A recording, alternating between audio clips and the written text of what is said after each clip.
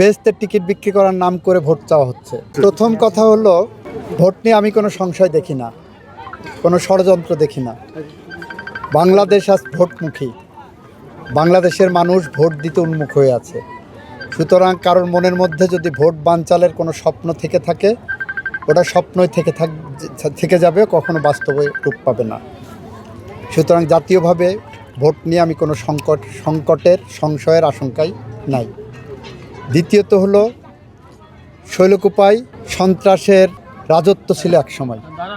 আপনারা যারা উপস্থিত আছেন তারা জানেন, গত 17 মাসে শৈলকুপার থেকে শান্তির জনপদ আর কোনো জায়গায় বাংলাদেশে ছিল বলে আমার জানা নাই। বিচ্ছিন্নভাবে দু একটি ঘটনা যদি কেউ ঘটানোর চেষ্টা করে, সেটা আমি বিশ্বাস করি আইনিভাবে মোকাবেলা করা হবে। সেখানে আমাদের নেতাকর্মীদেরকে ধৈর্য ধারণ করতে বলছি। কেউ অশান্তভাবে তার প্রতিবাদ করবে না, এটা আমাদের নির্দেশনা। তৃতীয়ত হলো, আপনারা যারা বলছেন, আপনারাও জানেন, সারা বাংলাদেশ জানে যে বেহেশতের টিকিট বিক্রি করার নাম করে ভোট চাওয়া হচ্ছে।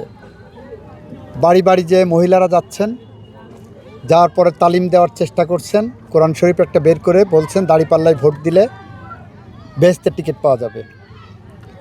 আপনারা দেখেছেন, তাদের একজন প্রার্থী ঝালুকাঠিতে বলেছেন সিগারেটে শুক টান দিতে দিতে দাঁড়িপাল্লায় ভোট দিলে তার সব গুনাহ মাফ হয়ে যাবে। আমরা বলছি এটা ইসলাম বিরোধী কথা, এটা শিরকি কথা একদিকে, যেমন অন্যদিকে আমাদের প্রচলিত নির্বাচনী আইন যেটা আছে, নির্বাচনী আইনের এটা লঙ্ঘন।